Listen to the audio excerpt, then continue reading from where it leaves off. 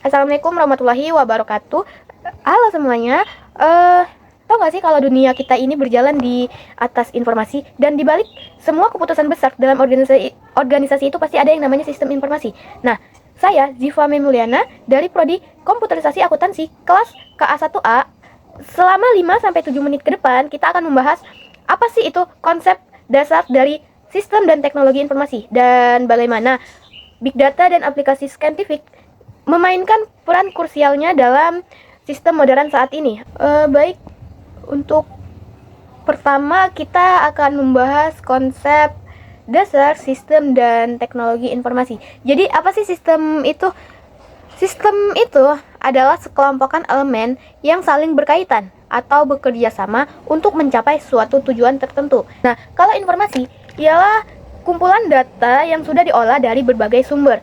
Jadi, kalau digabung, sistem informasi itu sekumpulan komponen atau kerangka kerja yang berfungsi untuk mengumpulkan, memproses, dan mendistribusikan informasi yang berguna bagi yang membutuhkannya. Kemudian ada yang namanya teknologi informasi. Nah, teknologi informasi ini adalah istilah payung yang mencakup semua teknologi yang digunakan untuk membantu manusia dalam membuat, memproses, menyimpan, mengamankan, dan bertukar data elektronik.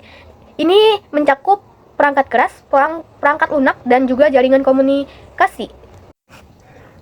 Lalu, apa sih bedanya sistem informasi dan juga teknologi informasi? Nah, kalau teknologi informasi itu tuh alatnya, seperti contohnya tuh perangkat keras dan juga perangkat lunak. Sedangkan kalau sistem informasi itu lebih ke seluruh solusi bisnis yang melibatkan orang dan juga prosedurnya, organisasi, atau mengapa suatu organisasi membutuhkannya. Nah, ini mempunyai dua alasan utama, seperti mendukung operasi dan juga membantu mengambil keputusan. Oke, selanjutnya kita akan membahas mengenai teknologi informasi. Yang pertama itu kita akan membahas mengenai komponen dalam teknologi informasi. Nah, untuk komponen utamanya itu, contohnya itu ada CPU, RAM, dan juga motherboard. Lalu komponen teknologi informasi ini dapat dibagi menjadi 3, yang mana ada perangkat input, perangkat output, dan juga penyimpanan. Contoh masing-masing dari ketiga bagian itu seperti kalau perangkat input itu ada keyboard, mouse, scanner, dan juga mikrofon.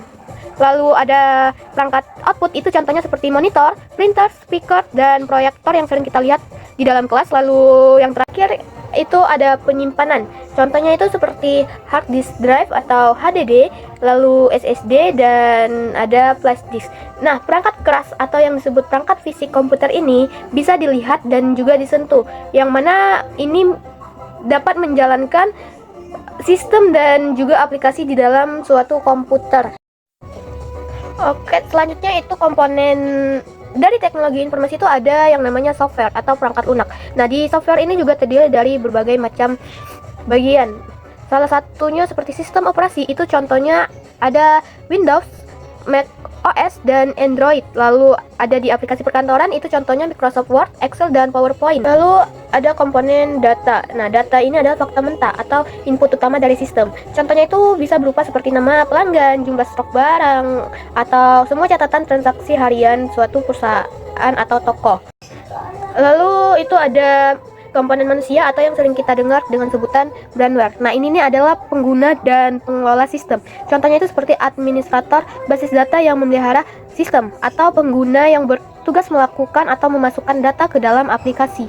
Nah, selanjutnya peran teknologi informasi dalam kegiatan organisasi sehari-hari itu sangatlah vital. Ini perannya dapat diringkas dalam 3 fungsi utama, yaitu otomatisasi atau mengganti pekerjaan manual, lalu memfasilitasi komunikasi yang cepat antar departemen, dan yang paling penting itu ia menjadi gudang penyimpanan data terpusat suatu organisasi. Selanjutnya kita bakal ngebahas mengenai big data. Apa sih big data itu? Kalau di bahasa Indonesia, big itu kan artinya besar, sedangkan data itu kumpulan informasi yang dihasilkan melalui laporan dan juga analisis. Nah, big data itu sendiri apa sih?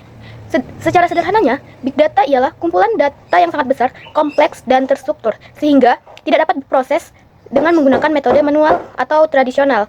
Nah, lalu mengapa sih fenomena big data ini muncul dalam organisasi modern? Jadi, faktor utama yang mempengaruhinya itu seperti adanya digitalisasi yang masif, dari ponsel pintar, perangkat LOT atau Letter of Transaction, hingga media sosial seperti Twitter, Instagram, dan juga TikTok, ataupun platform komunikasi lainnya.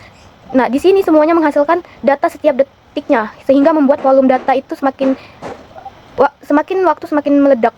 Agar bisa lebih dapat memahaminya, kita bisa lihat dari karakteristik big data itu sendiri, yang mana sering dikenal sebagai 3V atau 5V, yang secara utamanya itu ada volume, velocity, dan juga variety, yang mana volume ini ialah jumlah data yang sangat besar. Dan kemudian ada velocity ialah kecepatan data itu untuk dihasilkan dan dianalisis. Dan yang terakhir itu variety yang mana beragam jenis data dari teks, gambar, hingga video. Nah, kita kan udah tahu itu big data itu kumpulan data yang sangat besar. Jadi sekarang kita itu butuh aplikasi atau alat untuk membantu kita mengolah sebagian dari data-data tersebut. Di sini salah satu aplikasi yang dapat kita gunakan itu aplikasi Scientific, yang mana ini memiliki peran penting dalam big data, dalam pengolahan big data. Jadi aplikasi Scientific itu adalah perangkat lunak khusus yang dirancang untuk melakukan pemodelan, simulasi, dan analisis data yang sangat kompleks. Seringkali aplikasi Scientific ini menggunakan algoritma matematika dan juga statistik tingkat tinggi. Contoh sederhana dari aplikasi Scientific ini itu seperti aplikasi yang digunakan untuk simulasi cuaca, yang mana contohnya itu ada BMKB, yang mana BMKB ini aplikasi resmi bagian dari aplikasi Scientific yang menyediakan perkiraan cuaca, kualitas udara, dan juga memantau kondisi cuaca secara real time agar dapat memberikan peringatan dini di seluruh Indonesia jika terjadinya suatu gempa atau cuaca buruk lainnya. Peran dari aplikasi Scientific ini ialah dapat mengubah data mentah menjadi wawasan prediktif, yang mana dapat membantu manajer menguji skenario what if dan mengurangi ketidakpastian dalam pengambilan keputusan agar tidak terjadinya kesalahan.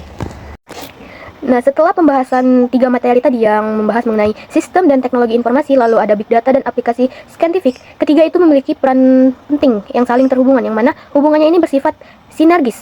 Seperti yang sistem informasi adalah infrastruktur yang menampung semuanya, lalu big data adalah sumber daya yang diolah di dalamnya, dan juga terakhir aplikasi Scientific itu adalah mesin analisis yang mengolah big data menjadi hasil yang bisa ditindaklanjuti oleh sistem informasi. Ketiga dari komponen tadi itu mereka memiliki peran yang sangat penting karena memungkinkan pengambilan keputusan yang berbasis data, karena di zaman saat ini manajer tidak lagi hanya dapat mengandalkan intuisi, tetapi pada prediksi yang akurat dan hasil analisis canggih yang disediakan oleh kombinasi kuat dari ketiganya dengan menggunakan teknologi pada modern saat ini. Nah, sebagai penutup dapat disimpulkan bahwa sistem informasi saat ini telah berevolusi menjadi platform yang wajib mengintegrasi big data sebagai sumber daya dan aplikasi Scientific sebagai alat analisis utamanya. Ini adalah kunci bagi organisasi manapun untuk tetap relevan dan kompetitif di era digital saat ini. Demikian presentasi dari saya, kurang dan lebihnya mohon maaf. Terima kasih atas perhatian dan waktunya. Wassalamualaikum warahmatullahi wabarakatuh.